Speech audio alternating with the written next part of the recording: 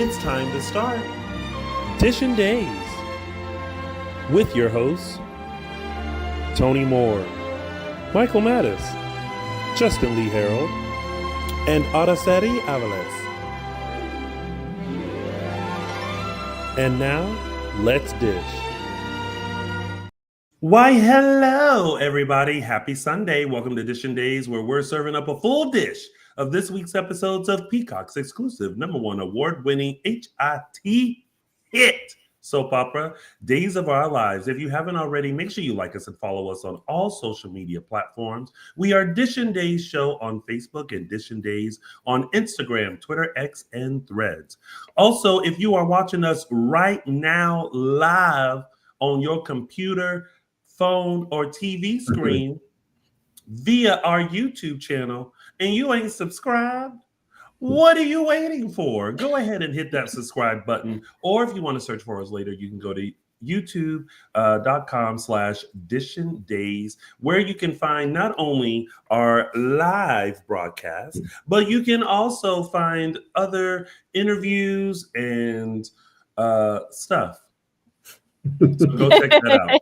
Speaking of stuff, if you want to become an exclusive member on our exclusive members only page, you can simply hit the join button while you are on our YouTube channel. For $4.99 a month, you can join us on our virtual events or check out some segments that are not featured here on Dishin Days, including Those Were the Days Extended, where Justin Lee Hareld takes a deep dive into the week's history of Days of Our Lives. Or we have Thea Says with Araceli Aviles, who gives our Salemites some friendly advice from their cool, no-nonsense auntie. So make sure you check that out. And speaking of, our next virtual event will be happening right after Dishin Days on June 22nd. So if you want to get in on the dish, go ahead and subscribe now. And when you do, listen to the welcome video, which will give you proper instructions on how to fully sign up for the experience.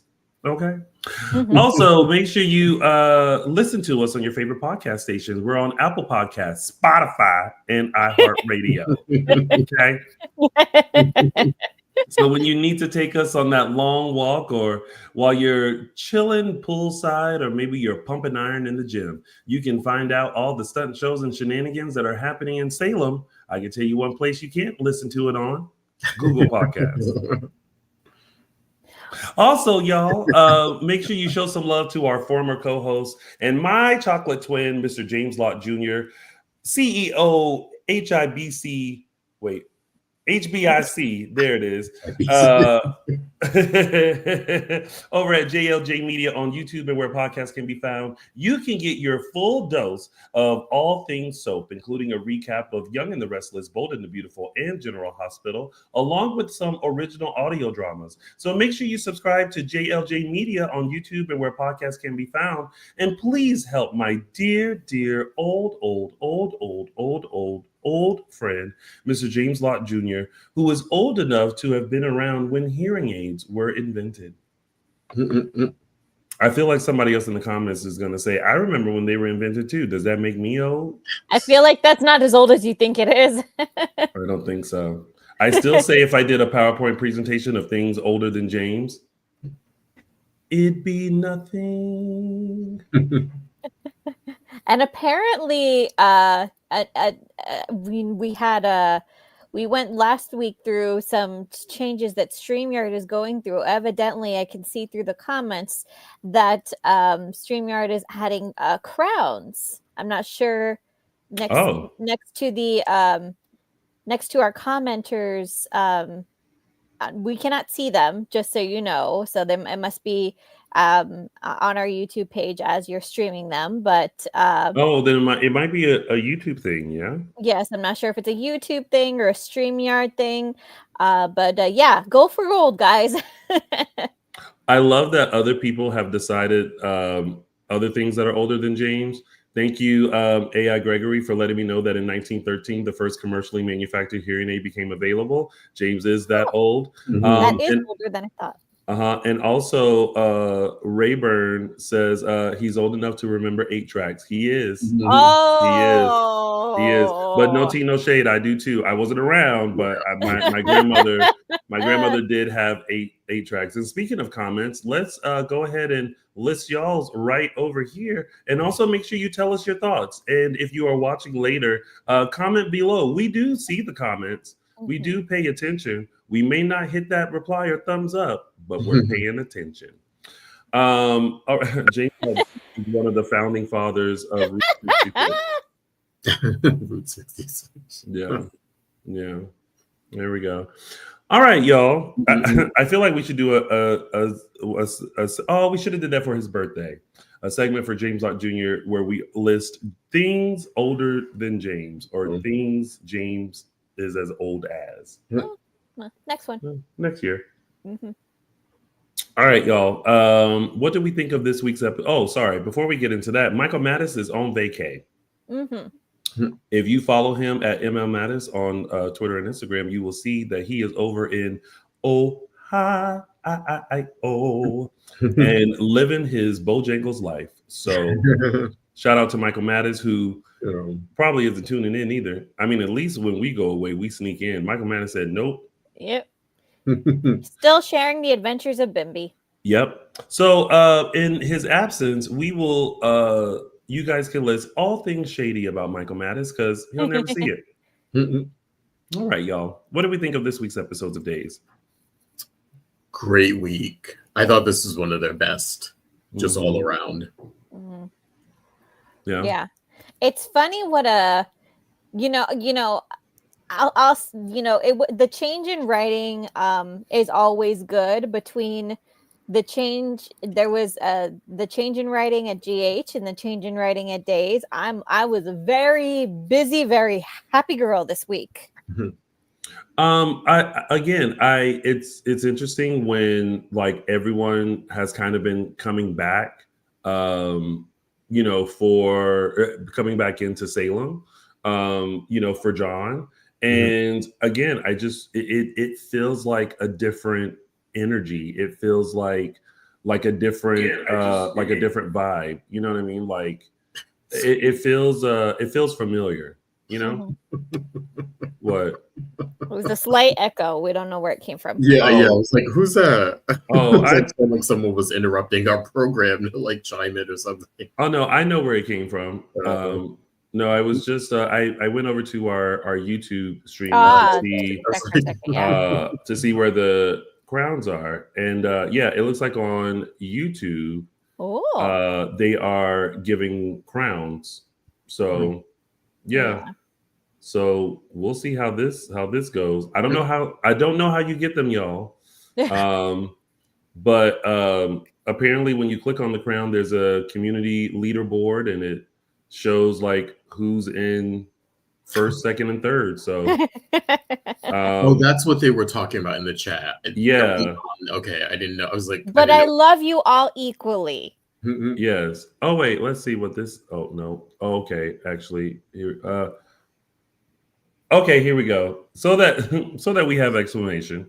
The community leaderboard and XP, a place for fans to stand out in the community. The top 3 get special badges and live chat. It resets every stream, so you can always try it again. How do you get on the leaderboard? You'll need to collect experience points or XP. Here's how you get them. Send live chat messages, send super chats and super stickers. That's it. That's all it is, y'all.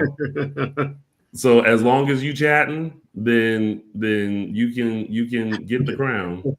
But I guess it's only every stream because I don't think this'll change at all. Okay.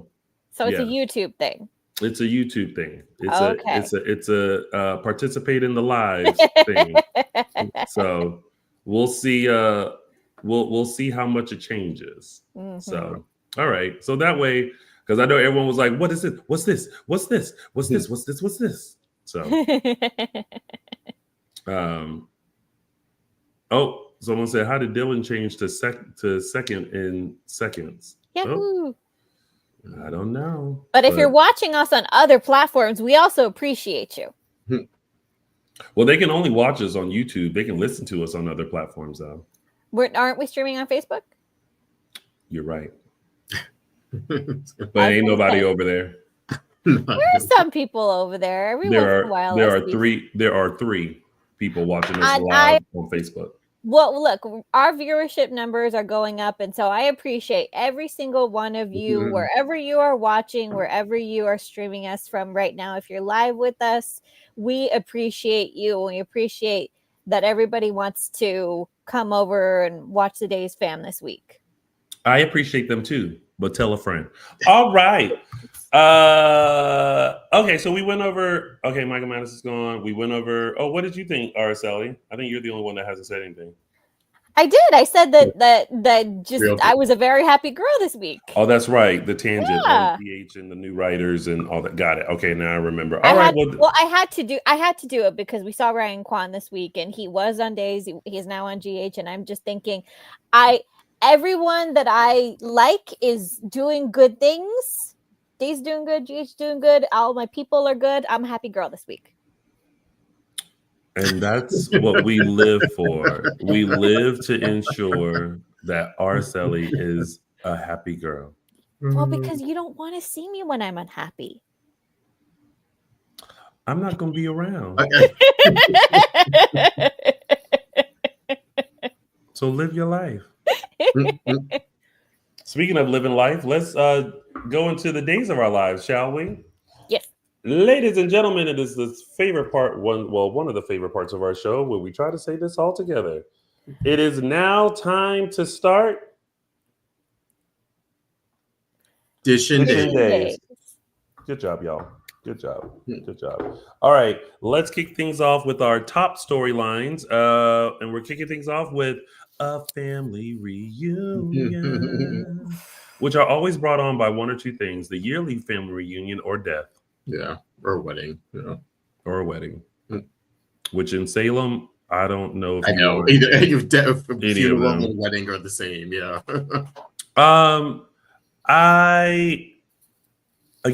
I liked seeing people back on the canvas. I loved seeing Carrie. I loved seeing Will. I loved seeing Eric.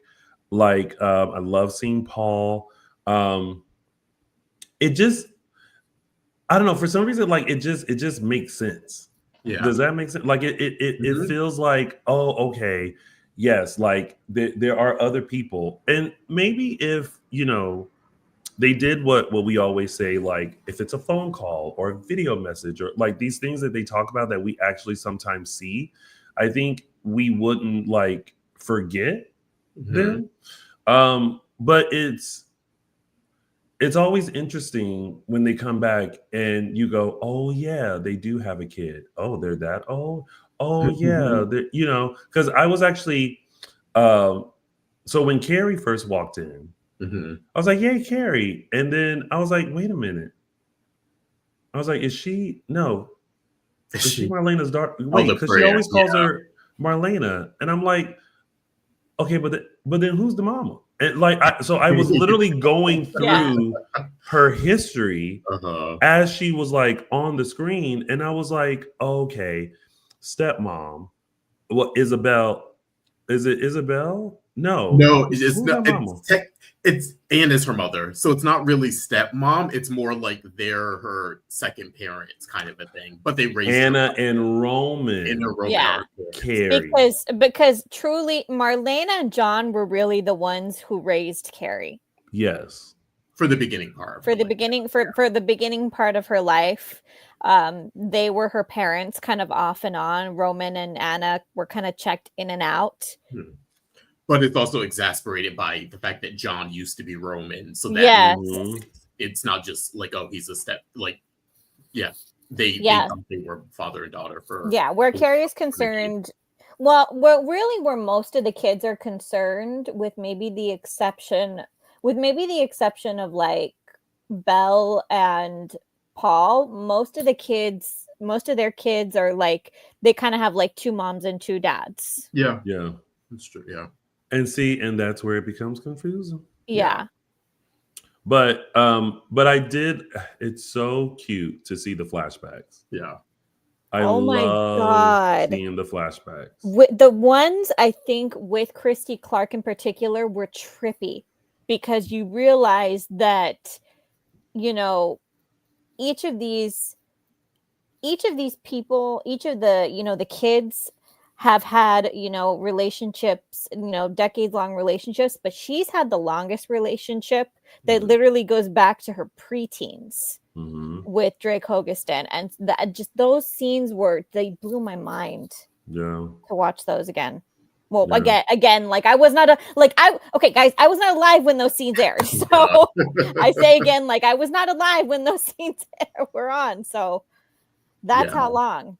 Yeah. I adored this story. For me, it was like Christy Clark MVP. This one, I thought it resonated. Well, I think too because at least with Will and Eric, we've seen them. At least Eric more recently. Will, I feel like, has come back through the years. I feel like she hasn't had the opportunity to come back as much, even though we saw her in Beyond Salem the last time. So, and the fact that she's had the longest relationship with both John and Marlena, and that she's the oldest of the kids, like there's something to that I just was like, I know we only sort of got her for one day, but it was like, this is how you use someone for one day, where we always talk like, we know there are budget constraints, we know there are time issues, but if you can bring someone in, this is how you use them. Yeah. And you also make the little, it's, again, we're saying it now. You just said it, Tony, a few minutes ago. It's also including it in the dialogue of even the other days when she wasn't there. It was Aunt Carrie's at the hotel. She's going to come over later. Or you just missed Aunt Carrie. You know what I mean? It's those little things of like still keeping the person around technically, even if they're off camera. And it's just a small piece of dialogue that changes the scene. Yeah, letting us know, like, and not forgetting the people who couldn't be there, like letting us know, you know, why Austin is not there, why their son isn't there, why, you know, why Sonny's not there, why Sammy and Sydney are not there yet. So it's like you're right, it's little pieces like that. It's like, well, we can only get so many people in a room at once, that, you know, some people are not going to come, some people are on their way, so let's just we're fitting in as much as possible right now. Did anyone else feel bad that Carrie was missing Noah's graduation? I was okay with it. I was don't okay know. with it. I don't know. I was just like, oh, like you only graduate high school once. Tony, you and I are, but Tony, we're the aunt and uncles, and so we feel that. But like, I'm noticing that like the kiddos, like sometimes they like it, sometimes they're like, I could do without it. And they showed that example with Ari, where she was totally okay with missing her high school graduation. Like I was like, I remember when I graduated high school and college, and I mean, of course, naturally, I was like, hello, I'm walking across that stage. But you wouldn't have begrudged or would you have begrudged one of your parents to go say goodbye to a dying parent? Would that have angered you? You know what's funny is, well, not funny, but sorry, figure of speech. But you know what's interesting though? My cousin passed away during my college, like the week of my college graduation. And this was on my dad's side. And I believe, because I was actually thinking about this, I believe the funeral was either the day before or the day of my graduation. And so, but my dad still made it to my college graduation. But I remember, you know, him kind of being put in that position of like, you know, my son's graduating college, but I also have to, you know, be there for my sister who's mourning her child, my niece, you know, so, and somehow he made it to both. But I can't remember if it was the same day or if it was the day before or after, but he did make it though. So all that to say, like, I get it, but there was still a part of me that felt like, oh, like, You know? Yeah. Well, I think at that point, it's also like she wanted a chance to go there and say goodbye. Yeah. If it came to that point. So, sometimes it's like, am I going to say goodbye, or am I going for a funeral? Timing wise, she just didn't want to chance it. But also, I'm mad that we're discussing this as if like she like didn't have a choice. They could have written it to where they were like, she got there right after the graduation. It was the day before, and he made. Oh, okay, yeah. So the funeral. Thanks, Mom. The funeral was the day before, and then he made it up the next day. But like we definitely had a whole discussion about that when the writers could have been like how's Noah? Oh, Noah's doing great. He just graduated high school. Literally right after they said his name, I like jetted out and headed here, or you know what I mean? Like instead of being like, oh, I'm missing it, because then I was just like, oh. It was like, oh, we're gonna give you some exposition on Noah's age and then throw in a little drama, like. But then notice this though. So Noah's 18. I was just gonna say that. Yeah. Ari's 18. So that makes Sydney around 18 too. And so I'm like. Yeah, and I caught that. And look, we haven't gotten any casting news or anything of the sort, but the fact that they did take the time to say that both Sammy and Sydney are on their way. So are we going to get to actually see a grown-up Sydney? I'm not sure. We've been waiting for Sydney since Allie got there. Yeah. So I don't know. But as far as this week goes, this week really was just about getting the core people that John had, extensive pre-existing relationships with, his kids and, the eldest grandson, Will, get him in the room as fast as possible. Oh, yeah. Dylan just mentioned Parker, although he said Parker's 27 years old. But wait, how old would Parker be? No, Parker, I think, is college age, because I think the last time Chloe said she made like a reference to him like graduating high school or going off to, it was something like that. Yeah, Parker, I think they aged Parker a little bit older. Yeah, because Holly's 18 and Parker is a few years older than her. Even if you Soros them, he'd still be older than her. Yeah. I'm doing like a quick little.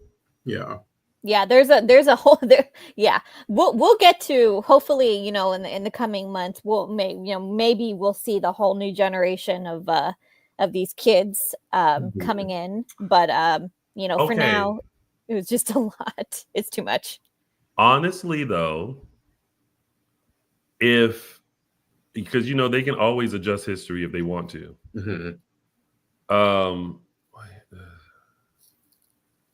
Because it says that Parker was born in 2010. Yeah. So if they wanted to, Parker could be just maybe slightly older, like maybe like a 19, but still be like, we would be comfortable if he was like around them. Yeah, all these kids are pretty much in my mind around the same age now, because Ari was Soros only a few years. Yeah. Well, Sydney's older though, but she's only 2 years younger than Johnny and Allie. Yeah. So she's in her 20s. Who? Sydney is. Yeah.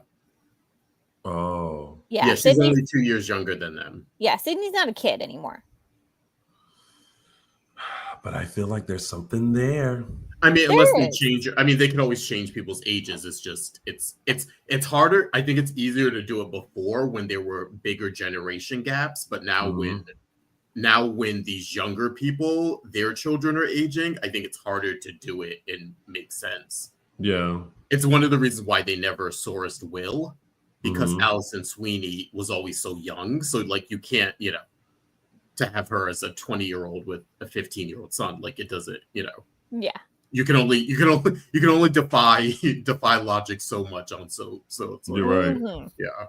But I think the ones they're doing make sense. Like Will and Gabi look like they could be Arianna's young parents for when they had her they were 18, 19. They were 19. Yeah. So it wasn't that, it's not that big of a, like I said, it wasn't that big of a leap. Yeah. It was only a handful of years for her, which is fun. Yeah, interesting. Yeah. Well, speaking of Will, I love how they just like come in too. Like there's no real warning. They just like popped in. But it was great for 2 seconds though, because I had missed the shot, I guess, when they showed him like quickly, but when I looked up, they were showing him hugging Johnny Belle.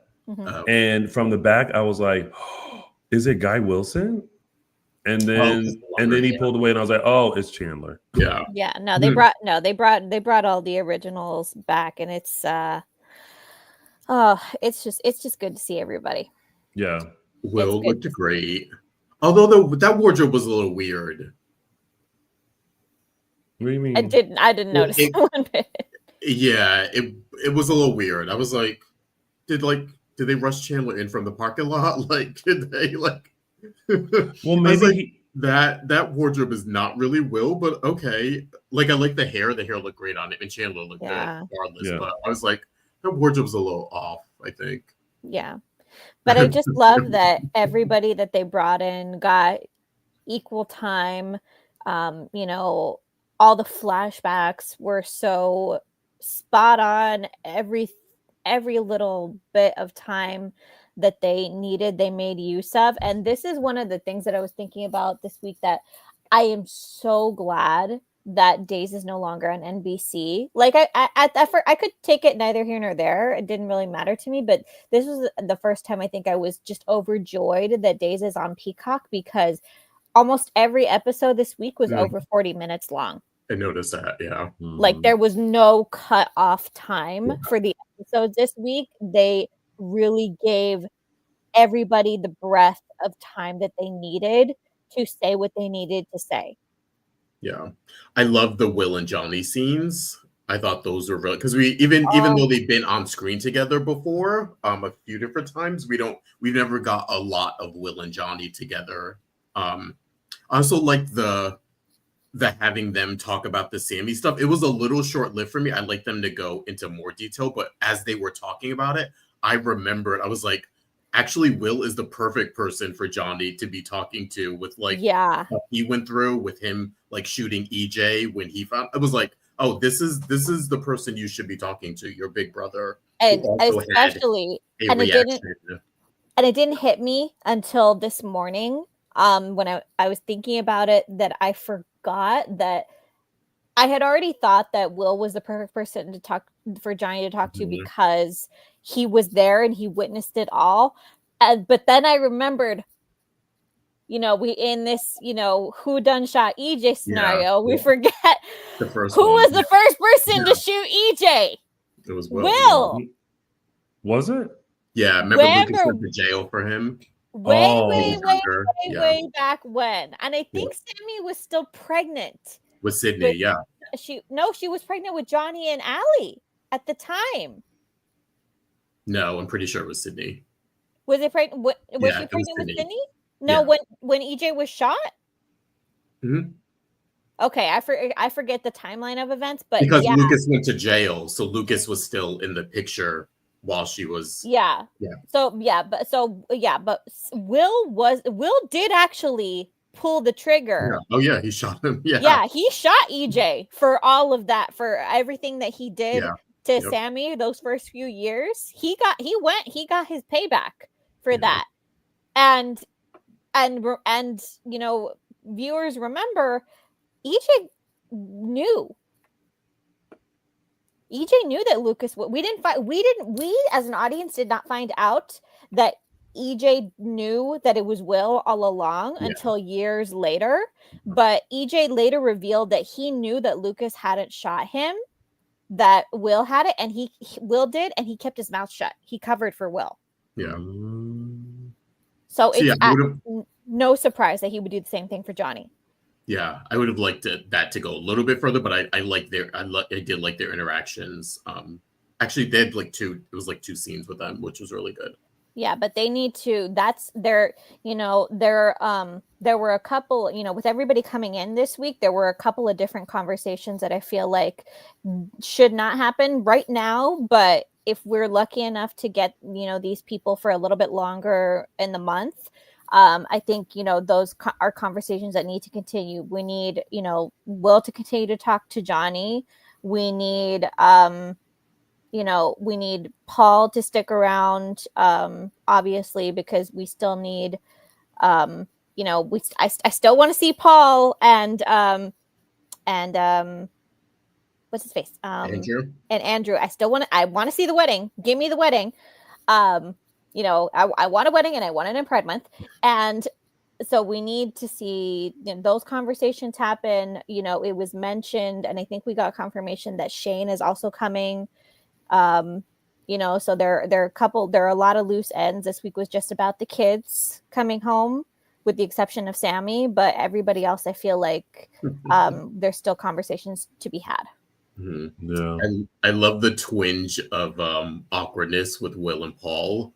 It was a little bit, a little bit, just to give us like do you remember these two together? But yeah, all in all, it was fine. But yeah, I had to I'm like, what was that? I was like, why are they so awkward? And then I was like, oh wait, Will cheated on Sonny with Paul, right? Mm-hmm. And then they had, then they got together later on as a couple. It was it's a whole thing. Yeah. But water under the bridge. Not as awkward as Eric and EJ. That's a little more rough and a little more recent. Yeah.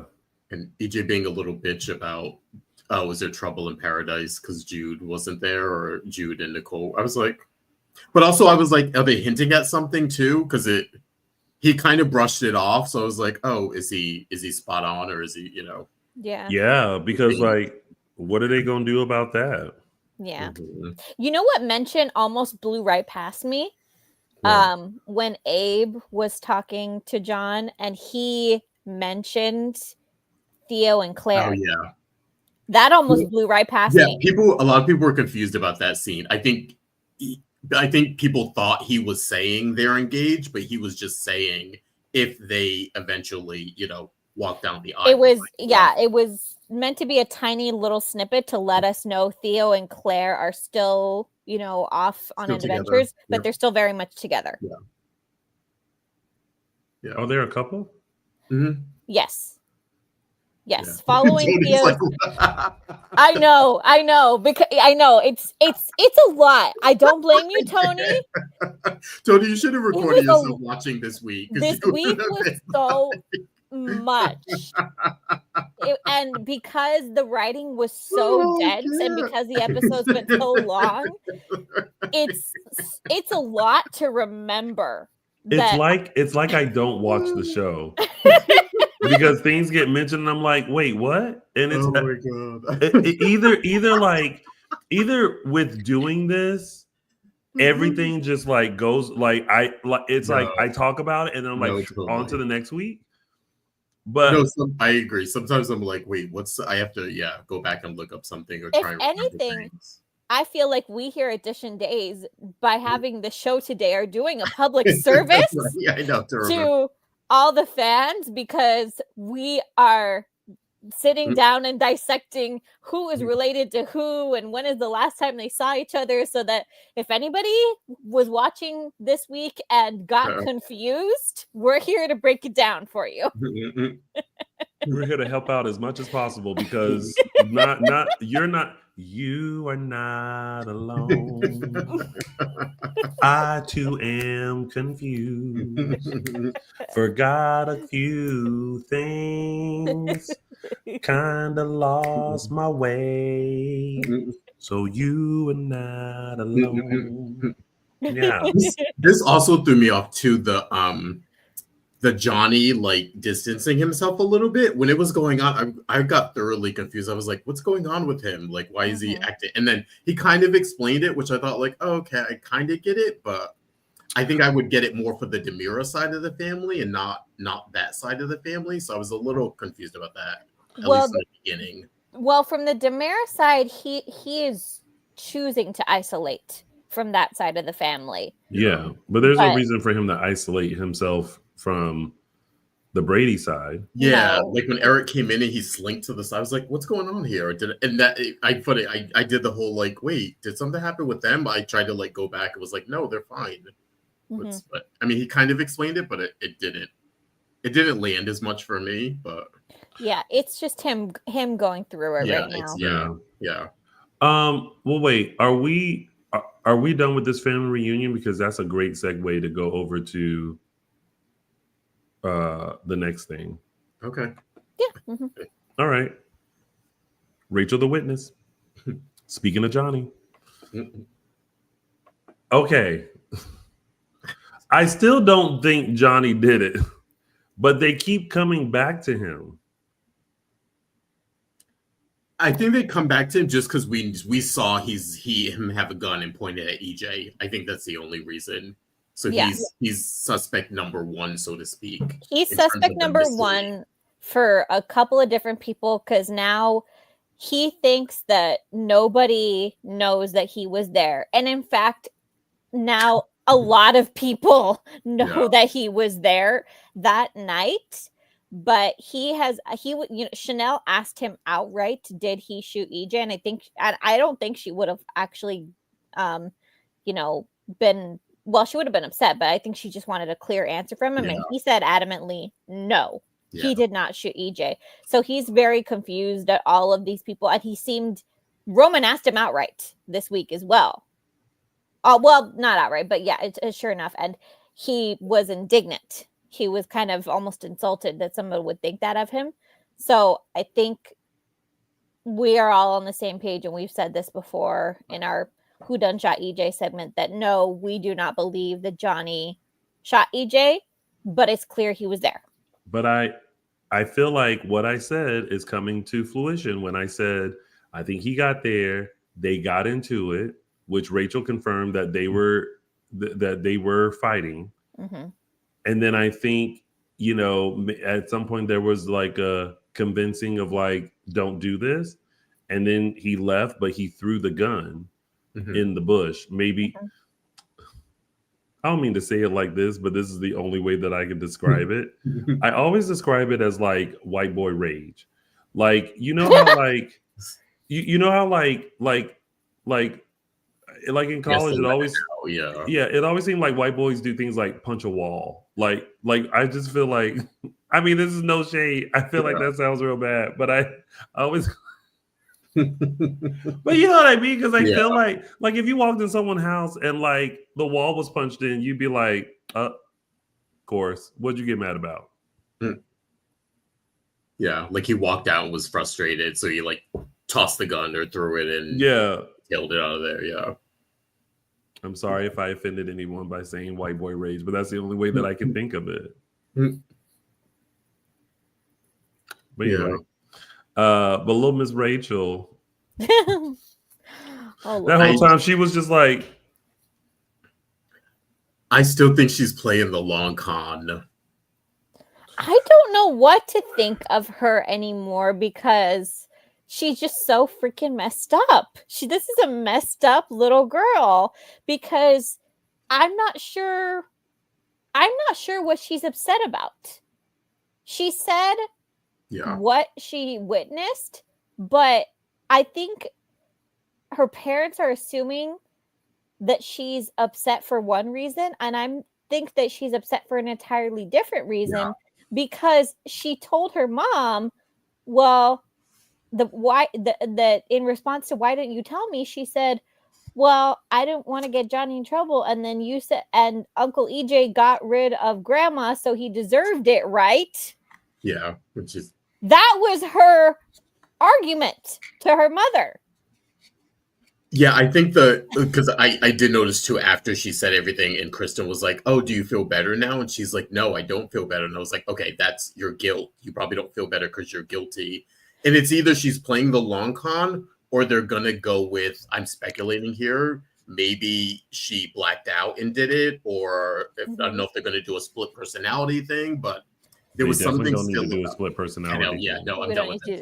But I was like, she's playing the long con here because this is her guilt like manifesting if she's still feeling that way. And like, has no, and then also why is she glaring at, I felt like the glaring at Johnny was like selling it. Do you know what I mean? If you're saying you didn't want to get him in trouble, like, why are you all of a sudden fearful of him now in the hospital with your parents? But is she fearful of him, or does she? This is why this is also confusing, because I can't tell what she's upset about. She is upset because it's manifesting in her body physically. That happens. Mm-hmm. But is she upset at the whole overall situation? Is she upset that EJ is not dead? Is she upset that is she upset with her mom for having taken her, you know, it's like I can't tell what she's actually upset about. I think that honestly, Days is just like throwing us off. But again, it's timeline. So I don't think it's guilt. I think that Rachel came down and saw what she saw. Mm-hmm. I think that maybe out of fear, she might have ran upstairs and like laid in bed, and she might have dozed off and then heard a gunshot, but assumed it was Johnny because that's what she last saw. Mm-hmm.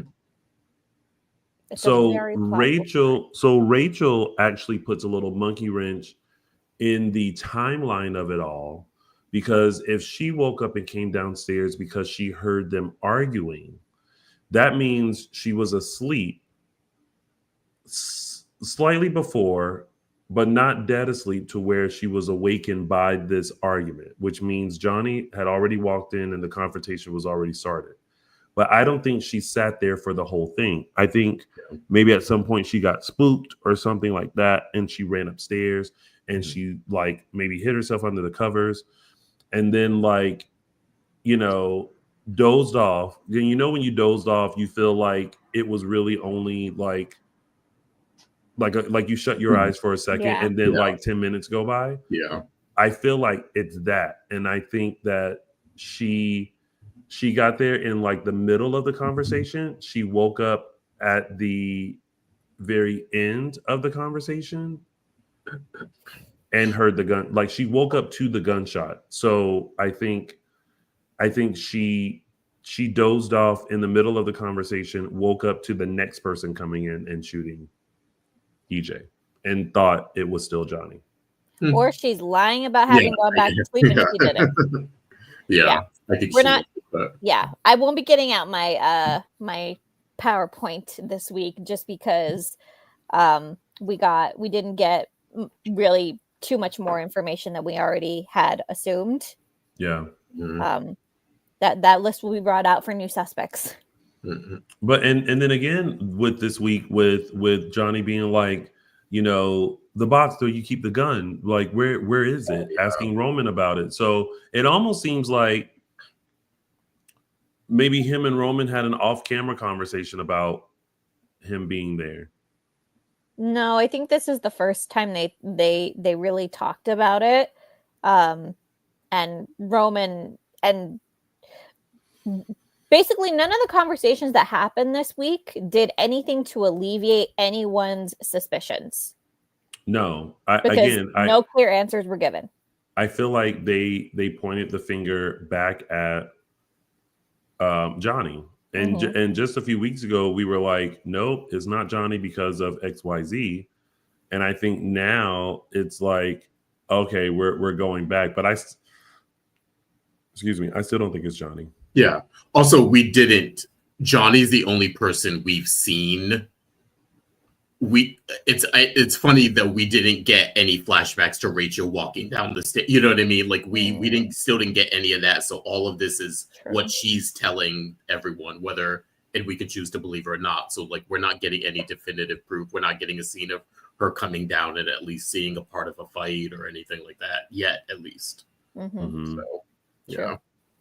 But I also liked Speaking of just like, again, the writing, a little dialogue, the stuff with in the hospital, the stuff about Sarah, even though she was off screen, I like the little like when Rachel was like, "Oh, she gave me this because it's my birthday coming up," and how did she know my birthday's coming up? And like, I was like, Kristen not hesitating and not wanting to get into it, even though Rachel is older and could probably understand a little bit of that story, maybe not the full everything that happened, of course, but yeah, the little moment with Eric. Yeah, the stuff with Eric too. I was like, don't pick up on this awkwardness of that is a conversation Krista would probably never have with Rachel. Oh no, she wants to pretend that time never existed. She's not going to tell her what she did to Eric. Yeah, that's never going to happen. In 20 years that'll be Rachel's Johnny storyline. Oh, that'll be fun. Will she care? Maybe. If they continue her being close to Eric, that could be a thing. Find out your mother raped your uncle. That could be a big thing. Oh gosh. Well, I mean, that's gonna when we're watching this, when repeating itself. When Rachel's Johnny's age, we're gonna be like, y'all remember when Johnny found out about like we done been there, done that, honey. Well, look, Johnny's rage at least makes sense as an adult. Rachel's got a whole other mess of issues. It comes with Kristen being her mother. Right. Yeah. But Johnny, Johnny. Yeah. It's not Johnny. I mean, whether it is or is not. It's not. Johnny is going through it in terms of the conversations he had, like with Will this week about, not feeling like he's living up to his name and all that nonsense. He's teetering. I feel like he's teetering. Like he wants to distance himself from the Demara side, but, leaving EJ there on the floor was, I didn't care for that. That was, I couldn't. That was. Ugh. Well, he ran over there with care. Yeah, I think that was like a good sign, though. The fact that he went over there and rushed to his side. I know he stopped himself and walked away, but the fact that he ran over there to me is a good sign. I take it. I take that more as like a sign of positivity than. Yeah. Then again, ultimately, he didn't help him up, but like rushing over there and being that concerned shows that he still cares. And of course, he's all talk. He doesn't want really harm to happen to his dad. I mean, yeah, he can't see him sort of fall from a cane. He doesn't really wish him dead then.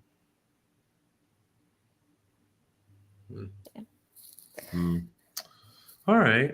Well, that was it for Rachel the Witness, right? Yep. Okay. Yeah. And now the hospital goes to. Okay, wait. Before we do that, role play. We are the board members at University Hospital. The decision. Oh my God! I wish we had paper so we could all write it down. We can. Okay. You guys can. It's supposed to be anonymous ballots. Well, it's supposed to be, but here on Dishin Days, it's not going to be. Okay. We can all edit our names. So. Oh gosh. Okay. At the same time. Wait, how do we do it again? Sorry. Hit the 3 dots, and then it says next to your little camera block, and then it says edit name, and then it says display name. Okay, and then we'll change it back in a bit. But everyone have it typed in? Yep. Wait. Who we're picking? Xander or EJ? Is that Xander or EJ? But don't press it yet. Don't press it yet. Oh my God, Justin is the Brady of the situation. Wait. Okay. I might change my mind on this, but we'll see. Go with your gut. Yeah. Okay. In 3, 2, 1.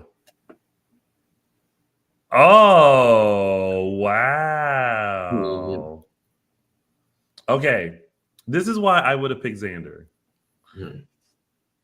Even though like what he just did is horrible, I do feel like Xander would have a more level head when it comes to the hospital. Whereas I feel like EJ is going to run it in a sense of if he needs a paternity test switched or he needs a fake doctor, like suddenly like his whole like operation is going to expand into University Hospital. So I would trust Xander more than I would trust EJ. I agree. I still think I understand why they voted for EJ, and I'm not terribly mad. I think it's a nice sort of switch on it because I think before this, everyone was leaning towards Xander and is like, EJ can't have the hospital. We can't let EJ get it. So him sort of the stuff he did with Philip and everyone believing he did is what made the switch. But I agree. I do think outside of the Philip stuff, I do think that there has been a significant amount of growth with Xander from who he used to be. And I think I agree with you, Tony. I think the hospital, like outside of the VerseFX thing, which is like whatever, he wants to make money, so does everyone else. There aren't like alternative weird reasons. With EJ, I kind of feel like there's always something up his sleeve. And even with that conversation when he got the hospital he had with Kayla, I was like, see, he's already like starting shit now. Like, yeah, I feel like he's the type to take his revenge out, where I think like Xander has a bit more reverence for the hospital. Because even if it's because of Sarah's family, even though he's going through drama with her, like, I don't know, I think he's a little bit more of a safer choice than EJ. I say EJ right now because I think regardless of who bought the hospital, I predict this is a temporary situation. This is basically a stopgap right now. And so for right now, I say EJ because EJ had this plan in the works for much longer than anyone knew. And he was very patient and he did his homework and he didn't come up with any, even when all this other stuff was happening, with Philip and the drug and, the mess that it created, EJ chose not to interfere with any of that. Granted, he didn't know much about anything that was going on, but he was out of it. He didn't let his ambitions make him do something impulsive, which cannot absolutely not be the same thing that we can say for Xander at the moment. He has very poor impulse control right now, and he has allowed it to just implode his life. So for that reason, for now, I say EJ. I mean, I think when you think about it, you go back and forth, and really like Julie and Maggie and Kayla were kind of saying, it's like Julie was like, is there anybody else? Because it's like, yeah, it's like both. Yeah, it's like both are not great choices. But and I get that, and especially like what's happening now. But yeah, it was. I actually went back and forth too. Like I fell for Brady when he had to make the decision, because I was like, this is actually kind of tough. Like it's not easy. Yes, Tyler. Of course, we love the fact that Julie watches Love Island USA, which is on Peacock. Yes. Yeah. I love how they slide that in as much as how Beyond the Gates keeps showing us Tide and Febreze. Yeah. Yeah. So also too, I think with Xander, he really has no, or outside of the VerseFX thing, he really has no interest in the hospital outside of it being part of Titan Demira. With EJ, I feel like he's out of a job. He's looking to plant himself in that hospital. And especially after that conversation he had with Chad, I was like, okay, so you actually are going to be hands-on here. And that's what makes me a little trepidatious about him. Like, I think it'll be interesting, good drama. But it's like, okay, this is now EJ's pet project that he will, plan himself there. Where I think if it was Xander, it was just an acquisition. I feel like it was just a way to save the hospital, but also get like his hands on VersaFX. Yeah. And I feel like with Xander, like how you were saying, Justin, EJ would be hands on, which to me feels like, you'll come into work every day like, Lord, this memo, what does he want us to do now? Whereas Xander's like, continue operations as normal. I'm going to make my money off of this. Like, I think you guys are fine, and I think maybe he would have checked in every now and then. But it's like just giving them money to make sure that Sarah has a job and that the university hospital stays while also making money through VersaFX. Yeah. Either way, Julie hit the nail on the head this week. What she said. Y'all can change your names back. Another reason is, and yet another reason why I am so happy that Days is on Peacock, because she had the line of the week this week when she said, Tom Horton wouldn't stand for this crap. With the hands. Mm-hmm. Tom Horton wouldn't stand not even for 5 minutes. I was like, you better tell them, Julie.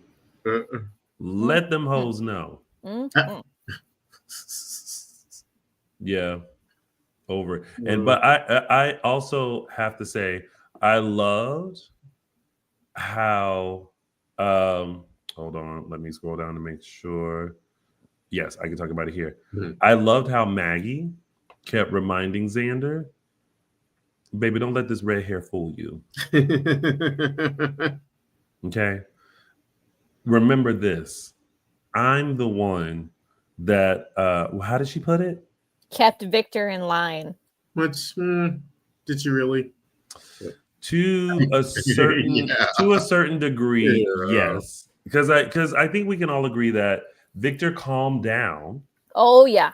When Maggie came about. Now he was still a little slick, but he had calmed down a lot. But I just loved how Maggie checked him, like, baby, listen, I've dealt with monsters like you for years at Pepsi.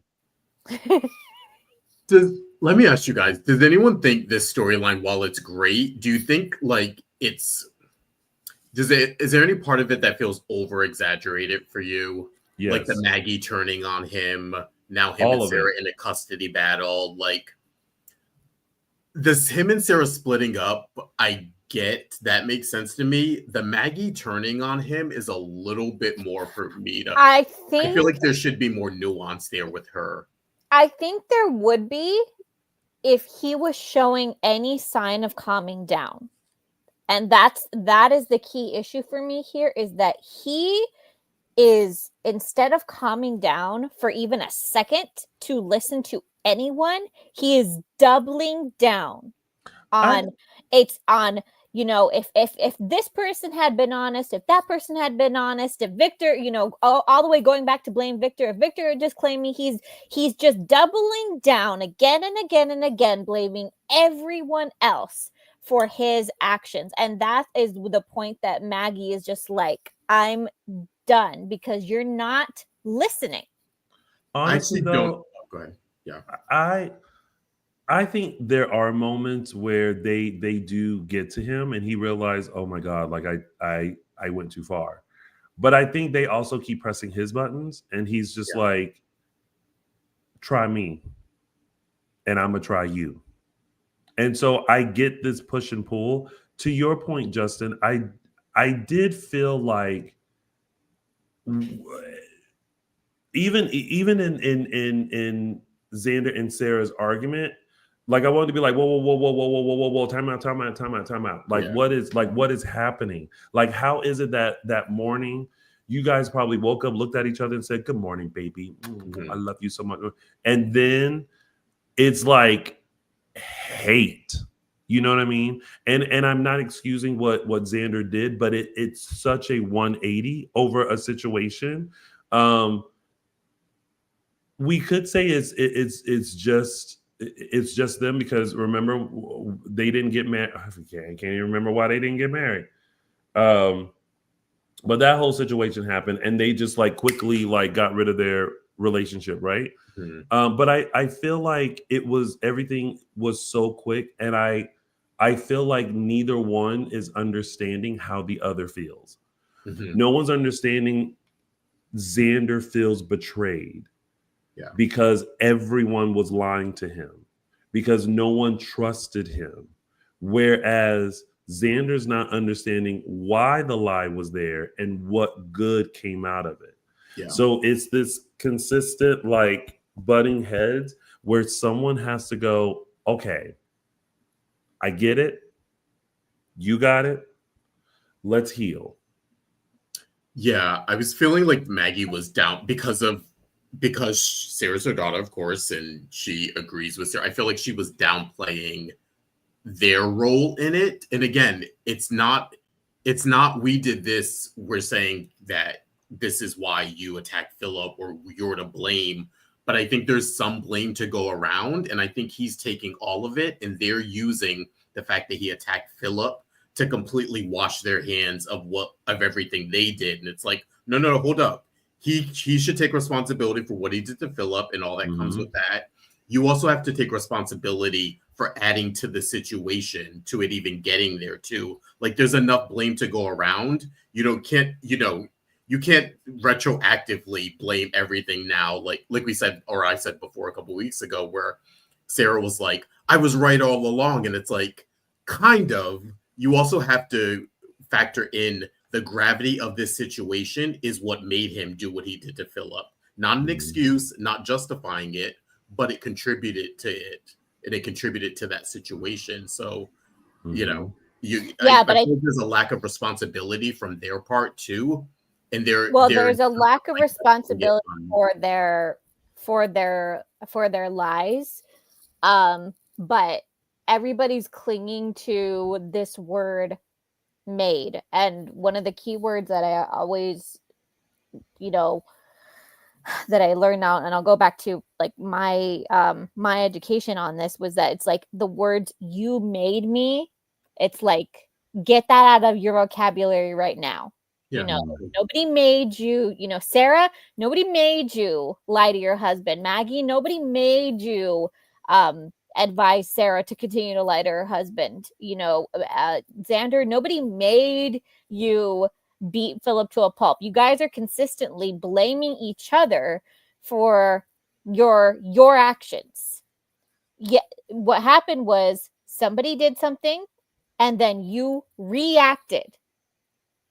You had a reaction to someone else's choice. But nobody, get that word out of your vocabulary. Nobody made you do anything.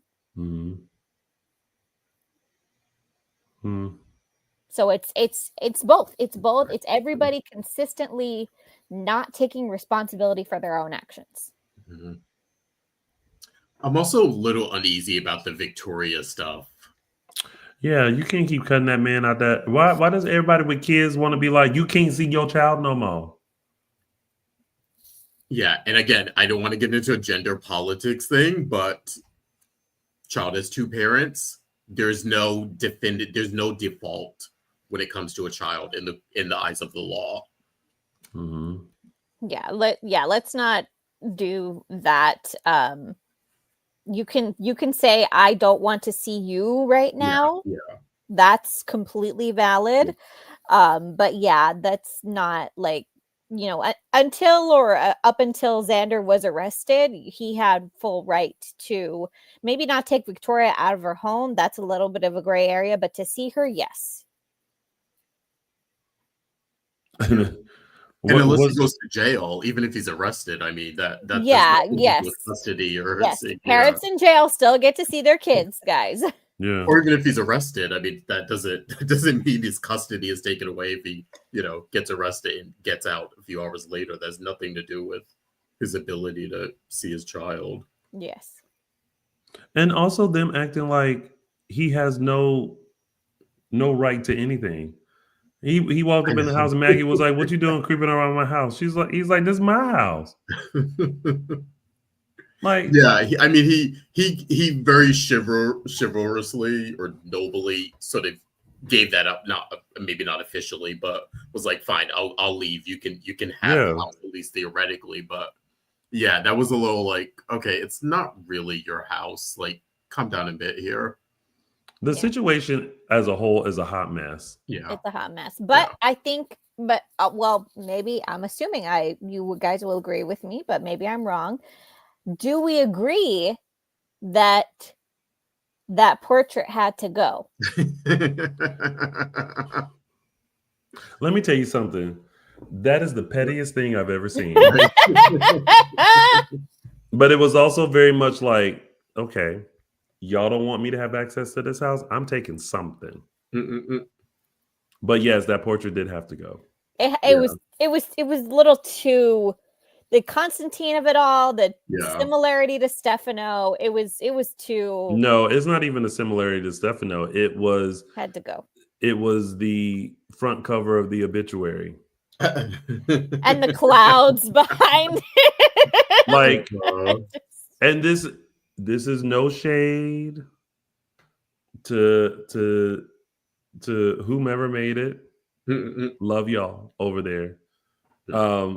When you compare the two, well, let's compare three, because my all-time favorite portrait is Kate and Sammy. That's my favorite. Even Stefano's portrait was really good too. Oh yeah. But let me tell you, Stefano's is the ultimate, because it's like, baby, he said, let me give you this forever pose, so that and it kind of matches Victor's personality, where someone was like, take a photo, he was just like, and then like I don't know if you can like picture Victor like in like a kind of a pose, but I would have liked to have seen it, or even just like a like something. But it's like he was just like, I do want a portrait there. Whenever they sort this out, like maybe that'll be like Xander's, I don't know, welcome home gift, or like forgiveness gift or something. But you can have a nice portrait of the Greek islands. I can tell you what Xander, the Paul Telfer groups fan base. This is the part where you clip this, post it, tag Days and Paul Telfer. Let me tell you what portrait I want to see up there. I know you were gonna go. Here we go. I want to see, and this will be the pettiest thing that anyone can do. I want Xander to put a portrait of him up there. And if he wants to, and if he wants to go the extra mile, make it shirtless. Oh, I thought you were gonna go the Xander Nicole, like just to be weird. I was like, can you imagine he goes and blows it up, and it's that would not make it through the front door. There's a fireplace literally right underneath there. Yeah, but that photo will forever be the most hilarious photo ever. I mean, Xander was as happy as a clam to be with Nicole. And Nicole was looking like, if you don't get me out of this, I think I would love to see, oh my God. And if it wants to be even more petty, do Xander shirtless, laying on a bearskin rug. Oh, like Burt Reynolds in Playgirl. Yes. With the holding a rose, saying with the little thing in the bottom that's like, who's the gardener now? See, Days Peacock, these are the photos you need to have blown up and selling outside for Day of Days, okay? We need the Nicole and Xander one that people can buy and hang on their wall. We need the one Tony just mentioned. We need the Gabi one. We need the Gabi high school one. High school one. What oh other wait, somebody photos have we had over the years? Oh, but we were beat we need the to Kate it. and Sammy one. But we were beat to it. Somebody just mentioned that there actually is photo confirmation of what is going to be hanging there in the future. Oh, really? Yes, it's actually on the Days Peacock official page. Oh, okay. Is it? How? There, the video that Paul and JP did. You can see the actual updated portrait is behind them. Okay, let me go see. It's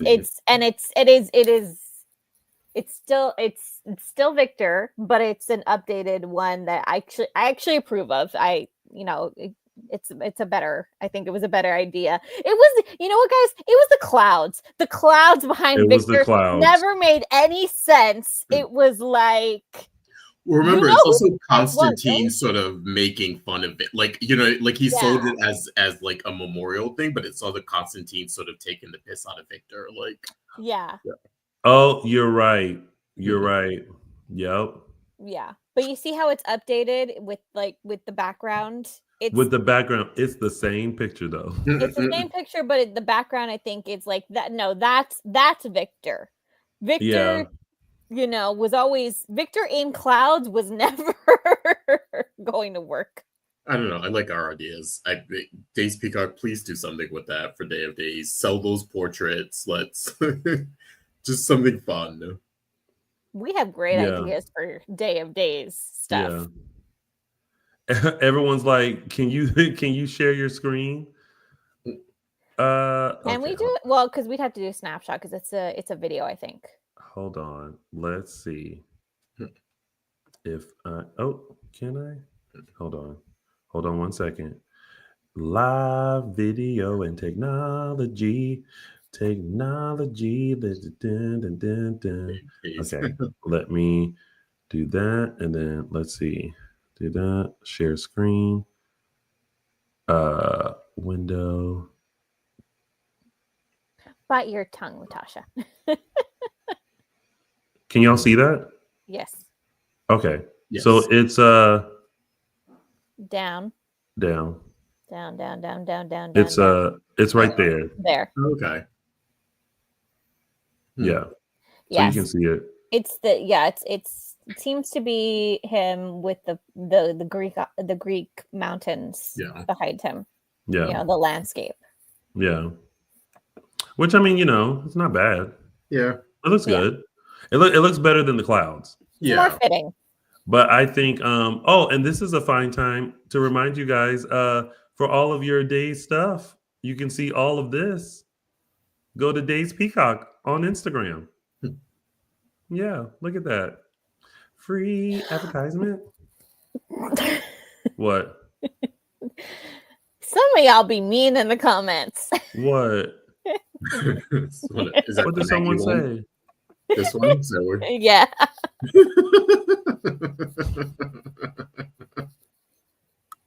Y'all, I can't. I cannot. Anywho's it's.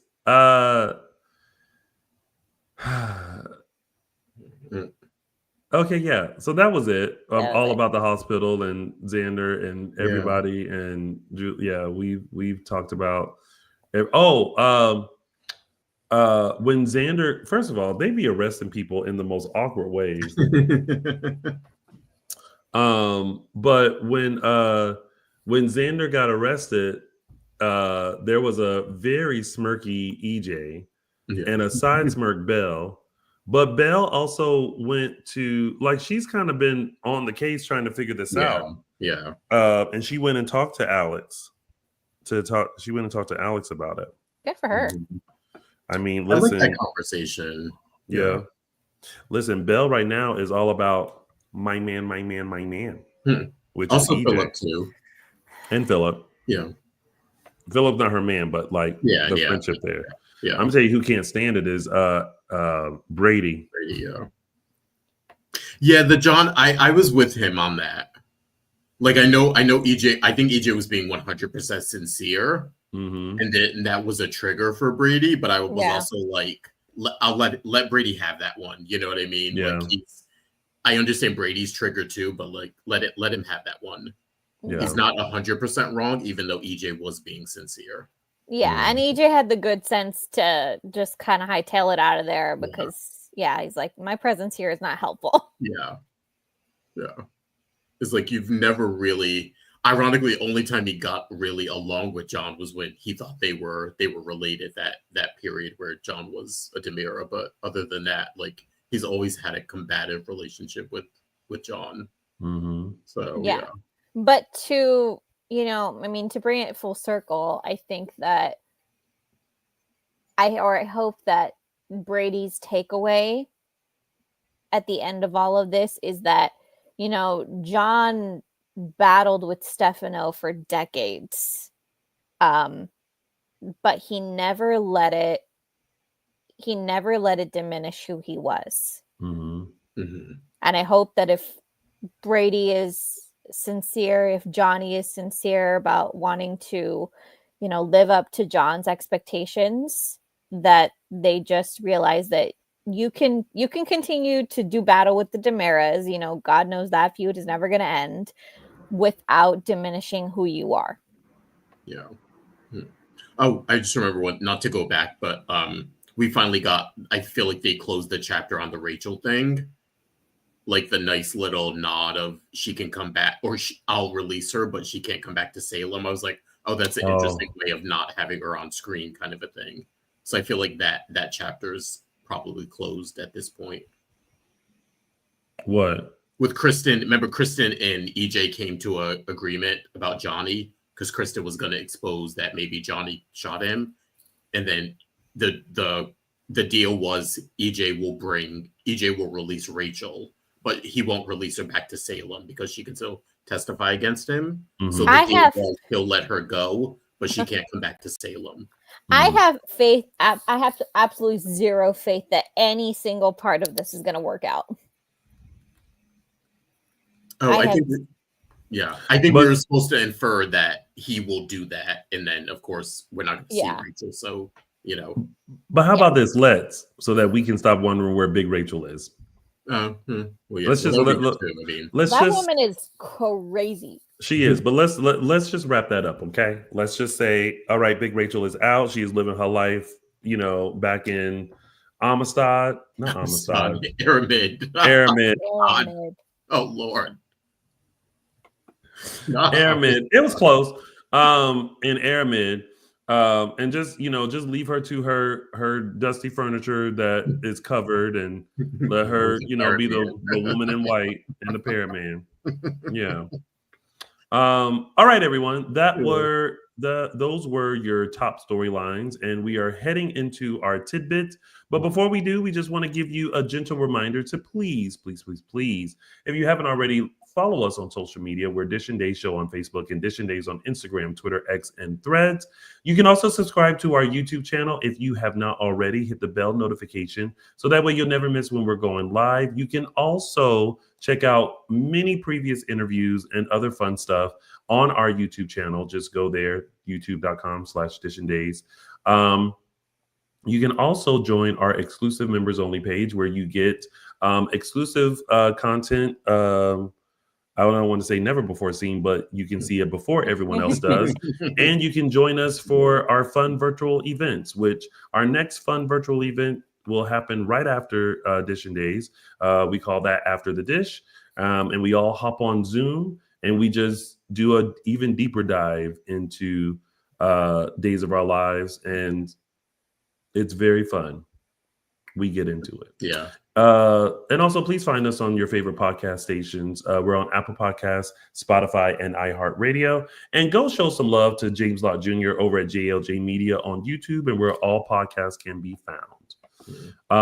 And thank you, Laurel, CL. Yes, hit the thumbs up button for today's show. Appreciate that. And keep your comments coming. Share your thoughts, and if you're watching later, comment below. Now into some tidbits. We are going to start with a grown woman. No. This is a woman a young woman who thinks she's grown. She is an old child. Who's about to get the piss slapped out of her. My question is, what is going on with her? Because even Will mentioned something too. Like, she's starting to be a little more sassy and snippy. So it's like, girl, what is your deal? And first of all, happy birthday to you. You decided to pick up. I mean, she picked up the right one. I mean, yeah, I don't blame her for that. I mean, listen, yeah, I have no problems with her regarding that. She can sleep with whoever she wants, and she picked a good one. She sure did. But yeah, there's a lot going on. How did y'all feel about everyone like being on Gabi? I was like, y'all are kind of being too much. I mean, from Javi, it was warranted because that's between them. They're two adults, you know, and they, however, you know, they choose to communicate with each other. That's their relationship. That's fine, and they seem to, at the end of it, come to an understanding of, you know, look, things were said, you know, assumptions were made, you know, but we agree that I think in the end the situation was not going to work out long term, so let's just, you know, put it to bed. That's the adult thing to do. The Arianna of it all, I'm like, oh honey, we are in trouble. But also, what is this attitude? Yeah, it was Why like is she giving so much attitude? You ain't had a hard life. Oh, wait, maybe she has, when you really think about it and remember it all. Yeah, no. Yeah. So we're gonna get, in the coming weeks, we're gonna get you know, probably Arianna 2.0, this grown Arianna, as she likes to think of herself. Oh gosh. Yeah, it was just more the recklessness, like the picking up a guy or having sex was like, whatever. She's 18. She can, you know, sleep with whomever she likes. Yeah, the sort of recklessness and stuff with Gabi was the only weird part for me. I was like, the other stuff is fine, but yeah, it's I don't know if it's rebelliousness. I don't know if it's I mean, Will mentioned she has a rebellious streak, but he didn't say like she's, you know, she's like Sammy was, which was like, I mean, Sammy was like a delinquent. So it doesn't seem like she was that, at least back in Arizona. So I'm wondering if part of this might be like resentment towards Gabi, or I don't know. I'll tell you what a big part of it is. This is what I dub the 18-year-old syndrome. It's the dreaded period of time where your child legally becomes an adult. So they think they're an adult. They think they can do grown girl things. Since you got your degree and you know everything. But you don't know jack shit. And yes, I cursed because, oh my God, I hate Not you cursing. I hate this age so much. I feel like though teenagers, or at least they're a little bit more savvy or sneaky about it. I mean, she basically was like, I'm not answering my phone. I know my mother's gonna worry and tough shit. Like, I feel like that's a little different. I feel like there's something going on. But there's the savvy and sneakiness of it, of the being under 18 part, where you know you can get away with it because you're still kind of protected. You're in that, you're still in that under 18 bubble of being protected legally, being protected, like where your mom and dad are still going to bail you out of stuff kind of thing. But then there's the thing of like, oh, I'm 18 now, I can do what I want because I'm an adult, but not realizing that there are adult consequences. But also, I mean, sorry, this is like a fly. The stuff with worrying Gabi, I think, is the troublesome part. Outside of that, she didn't do anything else wrong. What? You know what I mean? Like, if she were a 16-year-old, this scenario would be different. So it's, for me, it's Gabi related, not so much. I don't know if I'm making sense. Like, a 16-year-old staying out all night and having sex with a guy. You think her rebelliousness is stemming not from her being 18, but from her trying to rebel against Gabi? That's what I'm saying. Yeah, that's what I'm saying. Yeah. I think it's more of a Gabi thing than her. But why move to do that? What? You got to move all the way to Arizona to be rebellious? Well, I think that's what I'm saying. I think it has to do with being maybe resentful of Gabi that she wasn't around enough, or that they were separated for so long. I don't know. It's a weird thing, because I think Will was saying, Will was saying she's headstrong, but he didn't allude to anything crazy that she's done. It's a test. It's a big old mama test. It's a trap. It's a trap is what it is. Yeah. I kind of like it though. I like that we, like I said before, funny thing, Will was saying like she gets it from John or something, and then Sunny said she gets it from Gabi. I was like, no, that is Sammy 100%. That it is nice to see another teenager taking part after Sammy. Like it's not good what she's doing, but I like it. I like having a younger person on the show who's a bit more rebellious and crazy, or at least Grammy Sammy to a T.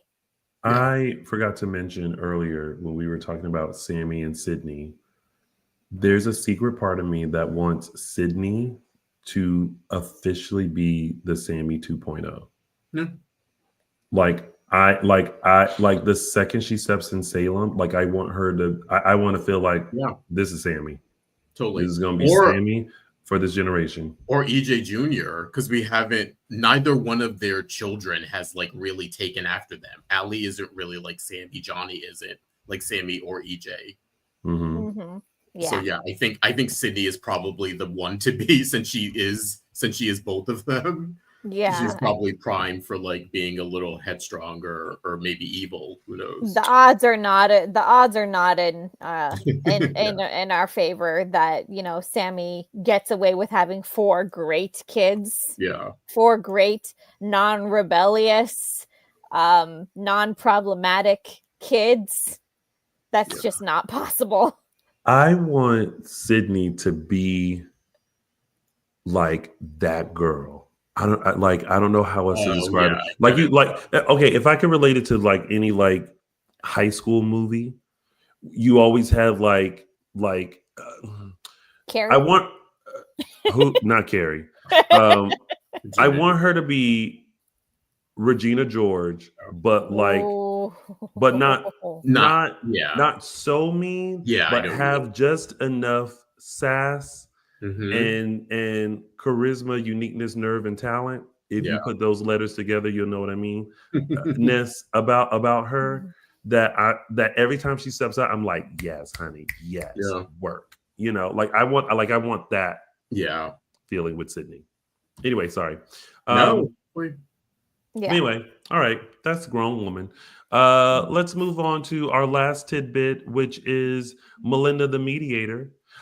I will say I love that they gave Melinda this moment. To relate to Sophia, to remind us of her situation. Thank you for the reminder days. And I didn't have to sit there and be like, now what happened with Melinda? I love that connection. And I love the fact that, Sophia finally had someone in her corner. Yeah.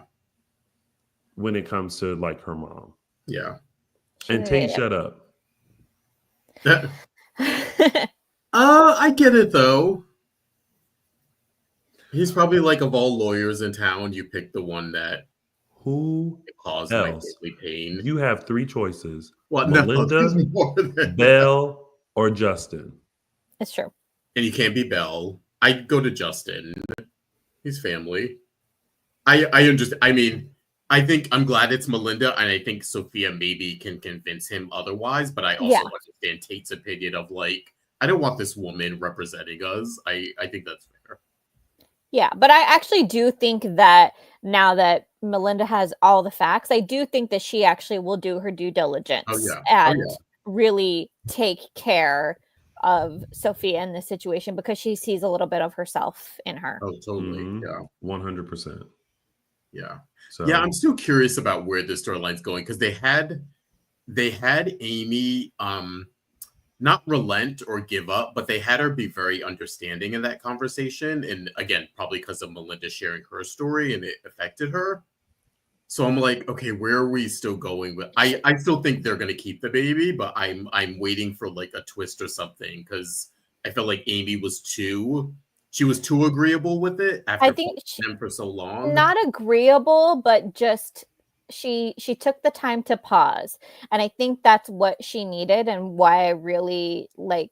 I do like. I'll never 100% agree with Amy Choi on anything, but I appreciate her more because, you know, she's a person that you just need to take the time to get to pause, get to the pause point where you're not letting your belief systems cloud your assessment of someone else's rights, of someone else's situation, to, you know, get to that point so that she could pause and say, I do want to continue to keep the lines of communication open with my daughter. And that's really all that needed to be accomplished right now. Yeah, I just don't see, I don't know, the next week is going to be like, we found another parent, the baby's getting adopted, and they adopted baby. I don't know. I'm, and maybe that's me. Maybe I should think differently now since we have new writers, but I don't know. I'm still thinking there's a twist or something coming up with this storyline. I don't know. Yeah. I like her inclusion in it, though. Is good. Melendez in with this, yeah. Mm-hmm. So her what? I like her inclusion into this now, even if it's, I mean, I'm hoping it goes through, even if whatever happens with the storyline, I like her being included in the storyline with Sophia. Yeah, I agree. I think it was necessary. Yeah. That poor girl needed somebody to listen. She really did. All right. Well, that was your week of Days of Our Lives, everybody. And now we are moving on to our favorite part of the show, which are our segments. And we're going to start with mine, which is Tony's official 3 Snaps Award. All right. So my 3 Snaps Award goes to a woman who stood 10 toes down against the big bad wolf. And that is Miss Maggie Kyriakis, Suzanne Rogers, who let Xander Kyriakis know, baby, let me tell you something. I ain't ever scared. Because Maggie Kyriakis is bout it. And I live for that. So the 3 Snaps Award in the Who Gonna Check Me Boo. Can you imagine if she said that? if they listen, it's a Bravo tie-in. She could. Oh, can you imagine? If they had written that,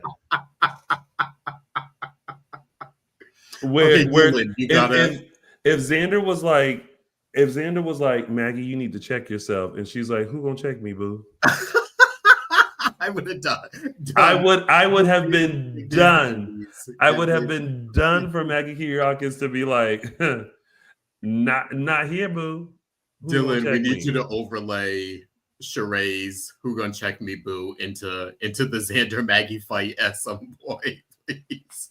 Or they're doing the AI with the babies. Oh, Lord, all the Atlanta stuff. It's just baby Xander and baby Maggie. Oh my God. A missed opportunity. But Suzanne Rogers, Suzanne Rogers, Maggie Kyriakis, you get Tony's official 3 Snaps Award. Oh, snap! That's right. I can totally see her saying that. I could totally see something. Right? Who's gonna check me, boo? Wait, let's see. How would Maggie say it? Who gonna check me, boo? I think she would do it like that.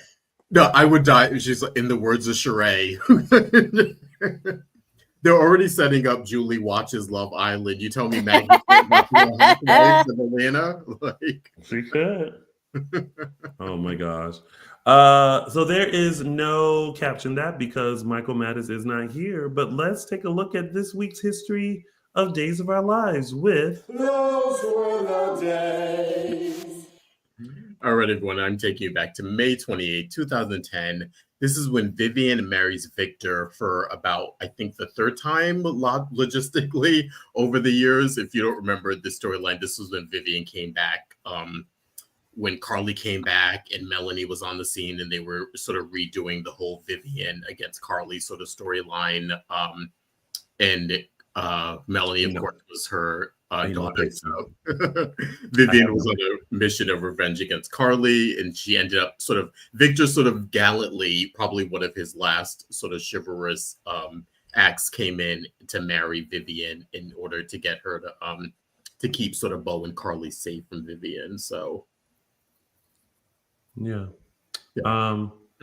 Tune into Those Were the Days Extended, where you'll see the photos. Yes. And I go into a little bit of a deep dive of Victor's wives over the years, and how each has sort of affected him or shaped him in some interesting ways. So go check that out if you're a member. And thank you, because those were the days. And now it's time for It's a Gift. And this week's It's a Gift goes to the wonderful EJ Tamara, and the extent of how much he cares. The extent of his empathy, as it were. This is the extent of my empathy for the homophobes during Pride Month. Yep. Wow. Okay, that was hilarious. I did laugh when he was trying to. That's about as much as you'll get. That's the new EJ. Oh my goodness. And that was It's a Gift. And now it's time for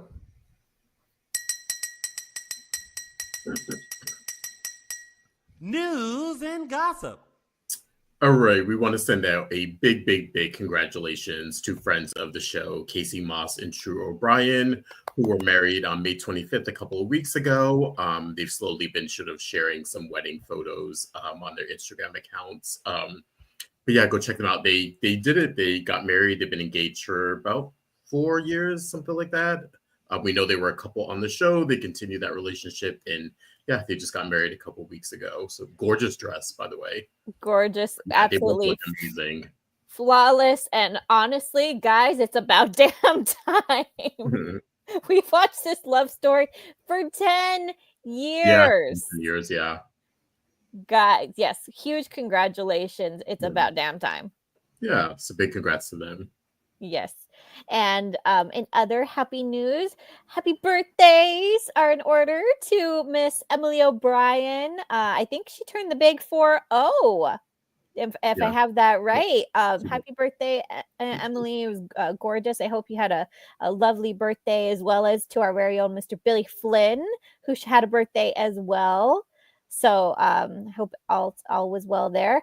And we have some other congratulations going to Mr. Alcadron, who is going to be celebrating the release of a brand new song.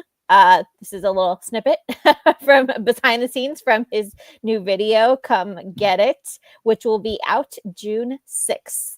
So I think that's available for pre-download already. So go to his social media page to get the pre-download for that.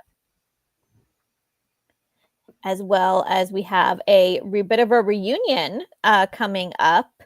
If any of you in here are Passions fans, if you loved Galen Gehring from all the way back to 1999, from his days on Passions, get ready. He will be having a reunion with his leading lady from that show, Miss Mackenzie Westmore.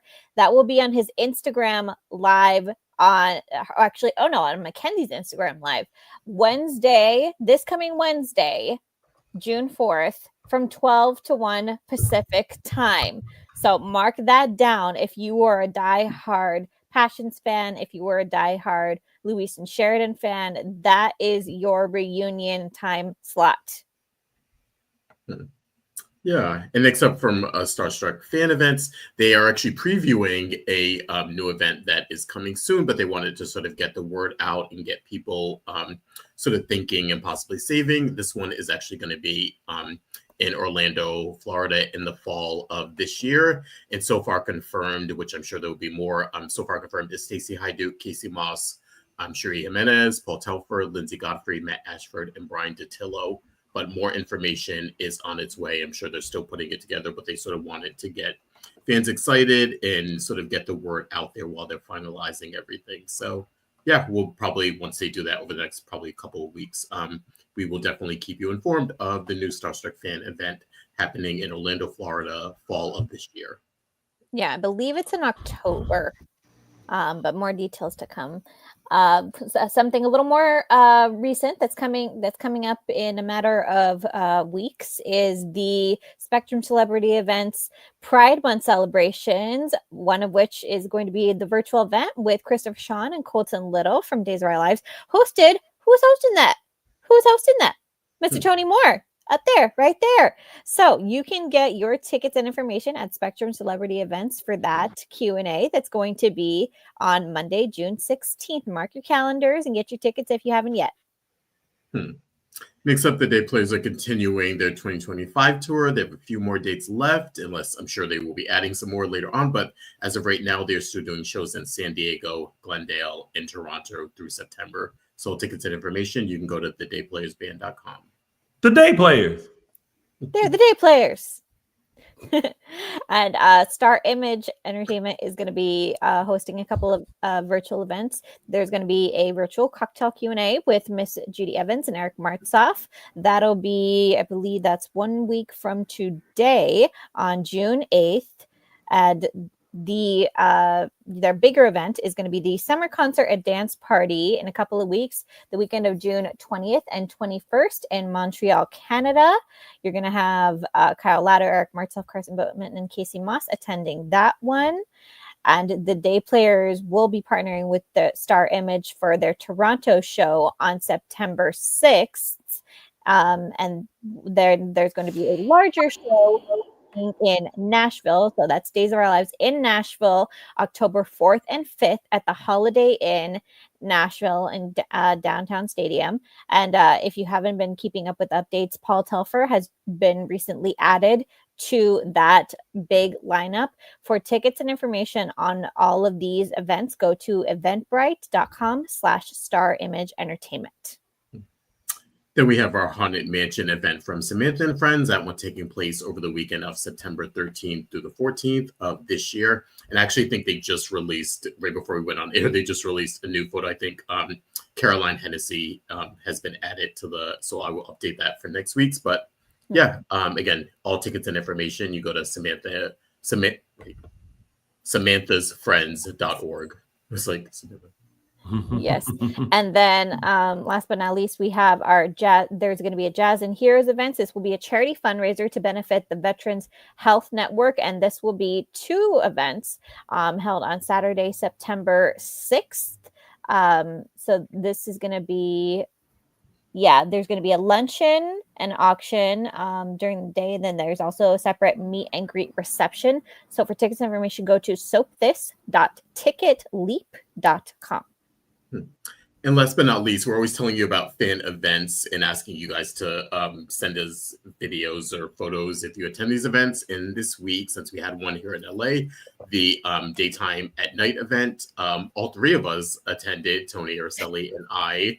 And I figured we, share some photos and share some thoughts about the events and encourage more fans to come to these type of events. Ironically, me and Tony have had a couple conversations about this. And just to let people know, I think sometimes people are apprehensive about coming to an event that isn't designated like quote unquote a fan event, where the fan is there just to interact the actor is there just to interact with the fan. But we want to encourage people whenever these pop up, especially the ones that are here in LA. Yes, technically they're not fan events, but the actors are there. They are very friendly. They're more than willing to talk with you. Ironically, I think sometimes if you come to these type of events, you have a better shot of just kind of ending up in a conversation with them, talking with them, and a lot of times spending a lot more time with them than you would at a traditional fan event. So we just want to make sure we encourage people to come to these things just because they're a lot of fun. A lot of the actors that come are very relaxed. They're very open to taking pictures and all those sorts of things. So we just want to make sure you guys aren't discouraged from coming to these things, that you still there's still a place for you, even if it's not a designated fan event. So Yeah. But overall, the event was amazing. The performances were great. We showed you a few pictures from the days family came out. Kennedy. Tony Wish. Yeah, sorry. Kennedy. Oh, no, keep going. Sorry. As Kennedy shared her story with St. Jude's, and if you don't know, she had leukemia at a young age, and so she was up on stage, and Sherry and Galen were presenters, and Julie and Rachel were there, and Lewis, and God, who else was there from Days? From Days. Derek Yates was there. Derek. There were a couple of people. There were what it was? There was a lot of people because Ashley Bazemis was there. Ashley was there. Because people from all the soaps were there. Yeah. That's why it was a big to do. Yeah. So these are the majority of the people that were there, along with the day players. The day players also added Leo to their set. Brandon Barash was there. Carson Boatman was there. Raven Bowens was there. Yeah. So there were a lot of people from Days, and then from some of the other soaps, Carla Mosley from Beyond the Gates, who I loved getting a chance to chit chat with, was there. Yeah. Mike Manning was there, who you all know as Charlie from Days of Our Lives, and also Schmitty from Beyond the Gates. Josh Kelly from General Hospital was there. Almost the entire younger cast of General Hospital was there. Mm-hmm. Yeah, like almost the entire new slate of younger actors was there. And the great thing about this event was it was more of a very relaxed event where you were entertained with some amazing performances from some of your favorite soap stars, but also for a good cause with St. Jude's. I believe they announced at the end of the night that they had raised over $10,000 for St. Jude's. So it was a great time. So like Justin was saying, we tell you guys about these events because we want you guys to have the opportunity, especially if they're near your area. They may not be in your city, but sometimes they're at least within driving distance or maybe a plane ride. If you can afford to, go and just have a great time. The event was great. Hearing Kennedy's story was great, and the encouragement that they gave her, and just seeing the performances, but also just being able to chit chat with everyone and interact with everybody. Oh, John Paul Lavoisier was there as well, and it was great. And there were some fans that I know, from seeing everyone. Shout out to Rhonda. And Chris, and some other people that I recognize, coming to the fan event. So whenever they're nearby, y'all, come. And the surprise of the night was Araceli, who popped up and made her appearance. Surprise! It was a great time. It was a good night. Also, just one more thing that Brad Anderson sort of pointed out, from General Hospital, plays Benelli, that back in the day, they used to do more of this in terms of bringing all the soaps together and having everyone in one room. And they don't do those sorts of events anymore. It used to be like events like we see now, or they used to do like softball games and all that kind of. They really don't do a lot of cross promotion between different networks, unfortunately. So to be able to sort of pull this off, and it was pulled off, I'm forgetting her name, I'm so sorry. Young actress from Young and the Restless. Young and the Restless. Yeah. It was her dedication to St. Jude that sort of pulled everyone together. And it was just, it was an extra special night because all the soap stars from all the different soaps were there. And that's something you definitely do not get a lot of or any, like we're saying, anymore. So yeah, we just encourage people to attend these events when you see them. And hopefully, like we were saying, they continue to do this every year. Whether it's with St. Jude or it's a different charity, it was well worth it. Mm-hmm. Yeah. All right. And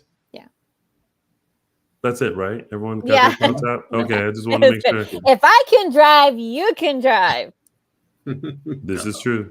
Yeah, it was definitely a surprise when Araceli came around the corner. It was like, hey, girl. On a Thursday! It's like, oh, hello. You actually do know how to get out of the house. I We went love out on a this. school night. We love this. So And now, I paid for it later. so now when she's like, guys, I just can't. It's gonna be like, but you can. Okay, no, I got out of work early. It was a complete and total fluke. Mm. But you still can. Mm. And that was News and gossip. and now, ladies and gentlemen, let's take a look at what's coming up. Brace yourself this week on Peacock's Days of Our Lives. As one family mourns a devastating loss, If you need to go, it's okay. It's John. He died last night. There's never enough time, is there? When someone is your everything. Mom. I really need to learn to do things on my own now. another experiences a miraculous return. One thing that hasn't changed, my love for you. We're so lucky to have this amazing family. Hi, Grandpa. Days of Our Lives. Okay, Lobo. Okay. When I saw Lobo, I was like, I mean, Robert Scott Wilson is there. I don't want to. He's in the other room getting a snack for the kids, Toby. Y'all don't want to at least shoot, like, even just a shot from the back of like, hey guys, like, Ben, so great to see you. Just so, like, I don't know. Anyway, too much red tape, Tony. I guess so. Professional. Before we head off, today officially starts Pride Month. Yes. Yay! So happy Pride, everyone. I would say go back and watch this fun. Oh, I sure did. I would say go back and watch this fun scene, but unfortunately, they took it down, and you can no longer see it. But this reminds me of when we had the fun Pride scene during Beyond Salem, and it was really fun. And there was, much like this week when they showed the flashback of John being happy for Will that he's like coming to his own and everything like that. They gave John dialogue here that mentioned how like he supports, loving, whoever you want, whoever you choose. So just remember that, everybody, as we go into Pride Month, to learn to love, respect, and appreciate everyone, and be proud of people, especially during this day and age. And no matter what you believe, everyone has the right to live happily, as long as you're not doing harm to others. So don't believe everything that you hear, and don't believe the stereotypes. If you don't know, ask. Someone will be able to tell you. So, and overall, that's what Pride is. So, yeah. Happy Pride Month, everyone. Yes, happy Pride Month to all who celebrate, including my best friend's daughter, who was like adamant that she had to wait till June 1st. She was like, Mommy, it's not time yet. We have to wait. It's like, get your flag out, girly. I love that. It's WeHo Pride this weekend here in Los Angeles. Justin and I were out yesterday. I drug Justin out to a Trader's brunch. But just kind of like being out and seeing everyone, I think for me, it just reminds me that, like, there are all different types of people in this world, and we all have our own beliefs. We all have our own struggles. The journey of life isn't always simple for everyone. But when again, like I said earlier, when you learn to love, respect, and appreciate people, I think that's what makes the world such a better place. And if there's a group of people that you don't understand or know what it's like or can have empathy for, as long as you just continue to respect them as people and love them as your neighbor, then all is fine. I also like to say, like, if you don't like cake, it doesn't mean that everyone else can't have cake. So have your cake and eat it too. Happy Pride, everybody. Yeah. And that has been Dishin Days, everyone. Thank you guys so much for tuning in every week as you do. We will be back next week for another full dish of this coming week's episodes of Peacock's exclusive #1 award-winning hit soap opera Days of Our Lives. Now, before we go, make sure you go show some love and pride to Michael Mattis. You can follow him on Instagram and Twitter X at MLMattis. And also go show some love to Justin Lee Hareld. Where can they find you? On Instagram at Justin Lee Hareld. And Araceli, where can they find you? You can find me on Instagram and Twitter at TA323Araceli. And of course, you can find me on all social media platforms at Lounging with Tony. And you can find us at Dishin Days Show on Facebook and Dishin Days on Instagram, Twitter, X, and Threads. Thank you all so much again. Have a safe and wonderful week. And remember, show your pride. Bye. Bye, everybody. Now, this is the part where it's get awkward because I wasn't ready. And now that I selected the video, it's time to say goodbye. Bye.